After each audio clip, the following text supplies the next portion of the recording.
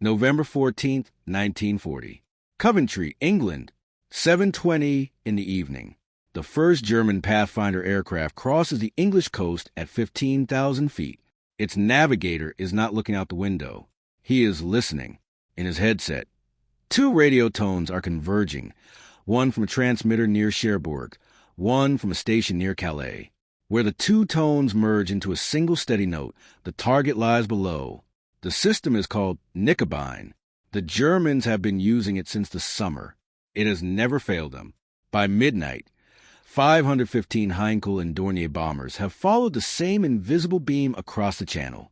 They dropped 503 tons of high explosive and 881 incendiary canisters on a single English city in a single night. 568 civilians are killed. The medieval cathedral burns to its foundations. The fires are visible from 100 miles away. In London, in a building whose address was not printed on any official document, a small team of British scientists reads the damage reports the following morning and draws a conclusion that changes the air war. The Germans had found Coventry perfectly. The beam had worked exactly as designed, and the British, who had known about the beam for 4 months, had failed to bend it in time. They would not fail again. This is the story of Operation Starfish. It is the story of how Britain built fake cities out of fire and sheet metal and canvas in empty fields, and how the Luftwaffe spent 2 years bombing them. It is the story of a radio beam that could be bent by 3 degrees, and what 3 degrees meant when you were navigating at 15,000 feet over a blacked-out country at night. And it is the story of a decision made in November 1940 that saved more British lives than any fighter squadron, any anti-aircraft battery, any concrete shelter ever built. The decision was this: stop defending the real cities, build better fake ones. To understand what the British had discovered, you have to understand how German night navigation worked in 1940 and why it was at that moment the most sophisticated radio guidance system in the world. The problem of night bombing is simple to state and almost impossible to solve. A city at night in blackout conditions, under cloud cover, from 15,000 feet is invisible. A navigator using dead reckoning, compass heading, and elapsed time cannot reliably find a target smaller than a major river or a coastline. The bombing accuracy of every Air Force in 1940 that relied on visual navigation at night was catastrophic. Bombs fell miles from their targets. Crews reported hitting objectives they had never been within 10 miles of. The Germans had solved this problem before the war began. The Knickerbein system, whose name translates as crooked leg, used 2 directional radio beams transmitted from stations on the European continent. Each beam was narrow, roughly half a degree wide. The beams were angled so that they intersected directly over the target.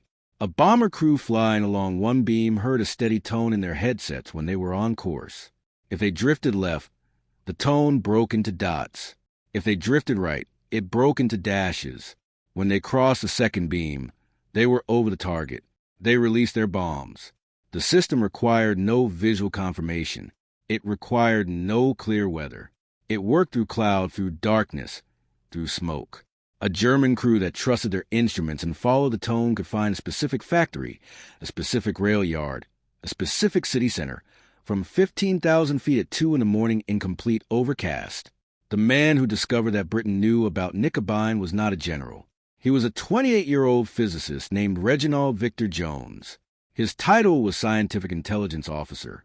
His office was a single room. His staff, for most of 1940, was himself. Jones had pieced together the existence of Knickerbein from fragments. A captured Heinkel crew member had mentioned a radio beam in an offhand remark during interrogation. A document recovered from a downed aircraft referenced a calibration frequency. A ground station in England had intercepted a signal on an unusual frequency that pulsed in a pattern consistent with a directional beam. None of these fragments meant anything individually. Together, they meant everything. On June 21, 1940, Jones presented his findings to Winston Churchill's War Cabinet. The meeting was attended by Churchill himself, by the Chief of the Air Staff, by the Director of Scientific Research. Jones was the youngest man in the room by 20 years. He was not a military officer. He had no rank. He stood up and told the most powerful men in Britain that the Germans were navigating their bombers by radio beam, that the beam could be detected, and that it could, in principle, be jammed or bent. Churchill later wrote that this was one of the most important meetings of the entire war. He called Jones's briefing the Wizard War. The scientific answer to Knickerbein was elegant. If you knew the frequency, you could broadcast on it. If you broadcast on it from a different location, you could add a second signal that the German receiver could not distinguish from the real one. The German navigator, hearing a steady tone, would believe he was on course. He would not be on course. He would be drifting, not dramatically, not in a way that felt wrong. Just 3 degrees, for degrees. Enough that over a crossing of 200 miles, a bomber aimed at Birmingham would release its load over open countryside 15 miles to the west. The unit tasked with building and operating the countermeasure transmitters was called 80 Wing, Royal Air Force. Its commanding officer was Wing Commander Edward Addison. His stations, disguised as ordinary broadcasting infrastructure, went live in the summer of 1940. The system was called Maicon, a portmanteau of masking and beacon. The first successful bending of a Knickerbein beam occurred in August 1940. German crews returning from night raids over the Midlands reported hitting their targets. Post-raid reconnaissance showed the bombs had fallen in fields south of the intended impact zone. The discrepancy was consistent with a 3-degree deflection maintained over full approach run. The Germans noticed. They assumed it was instrument error. They recalibrated. The British bent the new calibration. Then came Coventry. The reason Coventry burned on November 14, 1940, despite 4 months of countermeasure development, has been argued about for 80 years. The operational answer is straightforward.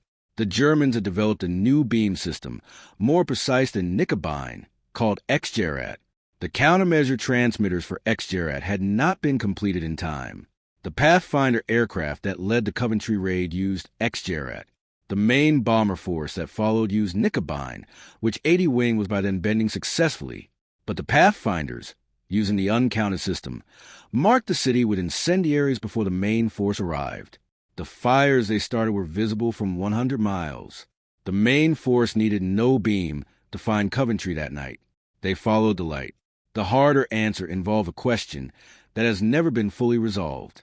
British Signals Intelligence, through the Enigma decryption program at Bletchley Park, had obtained advance warning that a major raid was planned against a target codenamed Corn. The probable meaning of Corn had been identified as Coventry. Churchill had been informed. The city had not been evacuated. The anti-aircraft defenses had not been reinforced. The night fighter squadrons had not been repositioned. The operational reason given was that any visible reinforcement of Coventry's defenses might signal to German intelligence that Enigma had been broken. The secrecy of the decryption program was considered, at the highest levels, more strategically valuable than the defense of any single city. 568 people died in Coventry on the night of November 14, 1940. The decision of what their deaths meant for British strategy was made by men in London who never stood in the rubble. That question is not answered in this video. It is not answerable in this video. It is the question that the historical record forces every reader to carry. What is answerable is what happened next. The morning after Coventry, Colonel John Turner of the Air Ministry Civil Defense Branch submitted a memorandum. Turner had been working on a problem that had nothing to do with radio beams. His problem was fire, specifically the use of fire as a navigational marker by German Pathfinder aircraft. The Coventry raid had demonstrated with catastrophic precision that once a city was marked with incendiaries, no countermeasure in the sky could prevent the bombers that followed from finding it. Turner's solution was not a better countermeasure. It was a better target. If German Pathfinders were going to mark a city with fire so that the main bomber force could find it, then the answer was to give the main bomber force a fire that was easier to find in the real city, a fire in an empty field, a fire that looked, from 15,000 feet at 2 in the morning, exactly like a burning industrial district, a fire that was in the wrong place. Turner called these installations Starfish sites.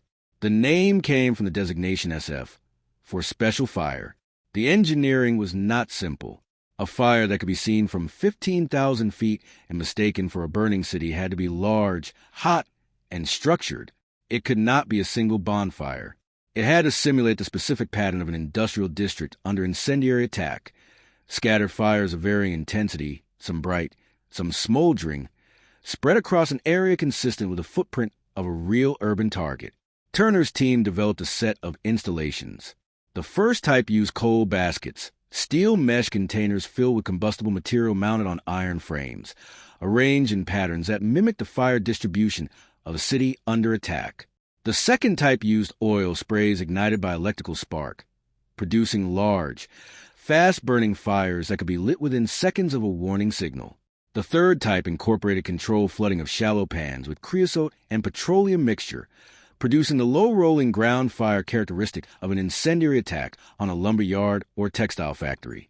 Each Starfish site was positioned in open country between 5 and 10 miles from the city it was designed to protect. Each was controlled from a remote bunker connected by telephone line to the city's air raid warning system. When the warning sounded and Pathfinder aircraft were detected approaching, the controller opened the valves. The fires came up within 90 seconds. The first operational Starfish site protected Bristol. It was located on the Mendip Hills, south of the city. On the night of December 2nd, 1940, German Pathfinders marked what they believed was the Bristol dockland. The main bomber force followed the marker fires and released their loads. Post-raid reconnaissance confirmed the bombs had fallen on the Mendip Hills. The site had absorbed an attack intended for a city of 400,000 people. The controller's log for that night reads, fires lit 2147, first bombs 2203, last bombs 0118, all clear 0134, no casualties. By the spring of 1941, Britain had constructed 237 Starfish sites across the country. They protected every major industrial city, every significant port, every aircraft production facility. London had 9 separate decoy fire installations in a ring around its perimeter. Coventry, rebuilt after its November catastrophe, had 3. The sites were staffed by small teams, usually 4 to 6 men, living in corrugated iron shelters adjacent to control bunkers. Their job was to wait for the warning, light the fires, and remain at their posts while German bombs fell around them. Several sites took direct hits during raids they had successfully attracted.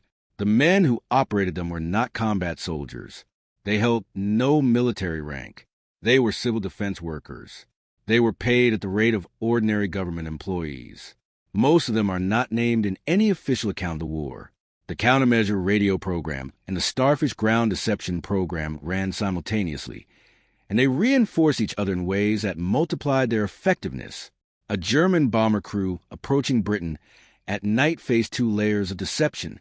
In the air, the radio beam it was following was being bent by 80 wings transmitters. On the ground, if Pathfinders had already marked the target, the Starfish system was producing a competing fire display in open country. The crew had a bent beam pointing them toward empty fields and a fire on the ground that matched what a city under attack was supposed to look like. On many nights, they bombed the fire. The statistical record of the Starfish program was compiled after the war by the Air Ministry and published in a restricted document whose contents were not publicly released until 1970. The summary figures are precise. Between November 1940 and May 1941, German bombing raids recorded as having attacked Starfish fire sites instead of their intended targets numbered 49. The tonnage of bombs dropped on decoy installations rather than city centers during this period was assessed at approximately 730 tons.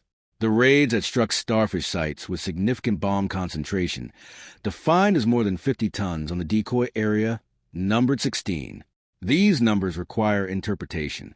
730 tons of bombs on open fields in Mendip hillsides was 730 tons, not dropped on Bristol, on Birmingham, on Southampton, on Liverpool. Each ton of bombs that fell on a Starfish site represented a proportion of factory that continued operating, a terrace of houses that did not collapse, a family that was not added to the casualty lists. The German records, examined after the war, show something the British could not see in real time. Luftwaffe bombing accuracy assessments for the winter of 1940 to 1941 consistently reported successful attacks on British industrial targets. Crew debriefings described fires, secondary explosions, and confirmed hits. The Luftwaffe's own analysis of the campaign, filed at Air Fleet headquarters in Paris, concluded that German bombing was achieving its strategic objectives. It was not achieving its strategic objectives. It was hitting sheep pasture in Somerset and marshland in East Anglia and the surface of a reservoir outside Birmingham that had been fitted with oil spray burners by Colonel Turner's team in October 1940. The gap between what the Luftwaffe believed it was doing and what it was actually doing represents one of the largest intelligence failures in the history of air warfare. The German High Command, operating on fabricated success reports generated by their own confused crews, continued allocating resources to a night bombing campaign that was increasingly targeting decoy installations. They had no way to know. They were navigating by a beam that was bent and bombing fires that were artificial, and their own after-action assessments confirmed that the campaign was working. It was not working. Britain's industrial output in the spring of 1941 was higher than it had been in the autumn of 1940. The radio countermeasure program evolved as the Germans developed more sophisticated beam systems. When Knickerbein was compromised, the Germans introduced X-Gerät, a more precise cross-beam system used by specialist Pathfinder units. When X-Gerät was compromised, they introduced Y-Gerät, a single beam system with ground-based transponder ranging. Each new system was detected, analyzed, and countered, usually within weeks of its operational deployment. Reginald Jones, working from a single office with a gradually expanding staff, tracked each development. His method was consistent: find the frequency, build the countermeasure, bend the beam. He later described the work in his memoir, Most Secret War, published in 1978. The memoir is one of the most important technical documents of the Second World War. It is not widely read. Jones had a gift for a specific kind of reasoning that the war required, and that conventional military training did not produce. He could hold two contradictory interpretations of the same evidence simultaneously, assign probabilities to each, and act on a more likely while remaining alert to the possibility that he was wrong. When German signals suggested a new system was being deployed, he did not wait for confirmation. He began building the countermeasure while still uncertain what he was countering. He was wrong sometimes. He wasted resources on countermeasures for systems that turned out not to exist, or that existed in forms different from what he had anticipated. He noted this in his memoir without embarrassment. Being wrong was part of the method. Being confidently wrong and persisting in that confidence was the failure he was guarding against in himself. The Starfish program ended its primary operational phase in May 1941, when the German strategic bombing campaign against Britain largely ceased. Hitler had redirected his air forces east in preparation for the invasion of the Soviet Union. The last major raid on London was May 10, 1941. After that night, the Luftwaffe's attention moved away from British cities. The decoy installations remained. Some were maintained through 1944 against the possibility of resumed bombing. Several were adapted for new purposes as the war developed. The Starfish site on the Mendip Hills that had protected Bristol in December 1940 was still in technically operational condition in June 1944 when Allied forces landed in Normandy and the air war entered its final phase. Colonel John Turner received the Order of the British Empire in 1941. The citation did not specify what he had done. The program was classified. Reginald Jones was appointed CB, Companion of the Order of the Bath, in 1942. The citation did not specify what he had done either. The men who operated the Starfish sites received no decorations. They were civil defense workers. The decorations appropriate to their work were not in a category that existed for men who had sat in iron shelters on English hillsides and lit fires while German bombs fell around them. After the war, Turner compiled an internal Air Ministry assessment of the Starfish program's effectiveness. The final paragraph of that document, declassified in 1970 and now held at the National Archives at Q under reference Air 14/3480, reads as follows. The decoy program achieved its purpose with economy of resources that is unlikely to be matched by any comparable defensive measure employed during the campaign. Its cost in materials was modest. Its cost in lives was negligible. Its value in bombs diverted from production centers cannot be precisely quantified, but was certainly substantial. The program worked because it exploited a fundamental limitation of night operations that no amount of technical sophistication could fully overcome. At night, over a blacked-out country, from altitude, fire looks like fire. That is the document. That is the summary. Fire looks like fire. That is the document. That is the summary. Fire looks like fire. The Luftwaffe spent 2 years bombing a version of Britain that did not exist. It bombed hills and fields and reservoirs and marshland and reported back that it was burning the industrial heart of the country. Its crews came home and said they had hit their targets. Its analysts read the debriefings and confirmed that the campaign was effective. Its high command allocated more aircraft and more fuel and more bombs to a campaign that was striking canvas and sheet metal in coal baskets arranged by a colonel in the Air Ministry to look from 15,000 feet like a city. Field Marshal Göring, who commanded the Luftwaffe and who had promised Hitler that German air power would bring Britain to its knees, never understood why it had not worked. His post-war statements attributed the failure to British fighter resistance, to poor weather, to inadequate German bomb tonnage. He did not know about the bent beams. He did not know about the Starfish sites. He did not know that the fires his crews had been bombing all winter were lit by men in corrugated iron shelters on English hillsides who had been paid at the rate of ordinary government employees to wait for a telephone call and open a valve. He could not see it. Not because it was hidden from him at the time, but because it existed in a category his entire military education had no name for. The category was this, that the most effective weapon is sometimes not the one that destroys the enemy's strength, but the one that redirects it, that a radio signal bent by 3 degrees is more powerful than a fighter squadron, that fire in a field, lit at the right moment, is more powerful than concrete. Reginald Jones died in 1997. He was 86 years old. He spent the post-war decades as a professor of natural philosophy at the University of Aberdeen. He wrote his memoir in retirement. He gave occasional lectures. He was polite about the men who had ignored his early warnings and the institutions that had resisted his methods. In one of his last interviews, recorded in 1993, he was asked what he considered the most important thing he had learned from the Wizard War. He said that the most dangerous assumption in intelligence work was the assumption that the enemy was rational in the same way you were rational. The Germans had assumed that a radio beam, once calibrated, would remain calibrated. That was rational. It was also wrong. The British had assumed that fire at night from altitude was indistinguishable from fire. That was rational. It was also right.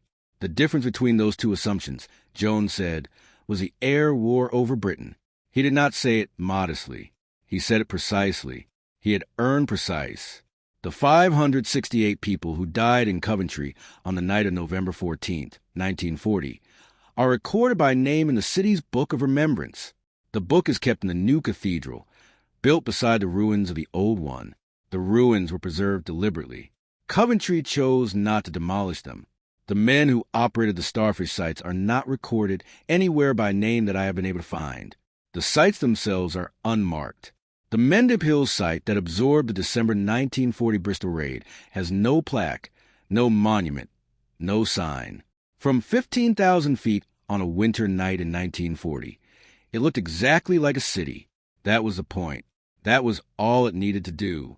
If someone you know carried a piece of this war, a relative who served in civil defense, in signals intelligence, in any of the unglamorous work that held Britain together in those years, their name belongs in the comments. The official record kept them anonymous. It does not have to stay that way.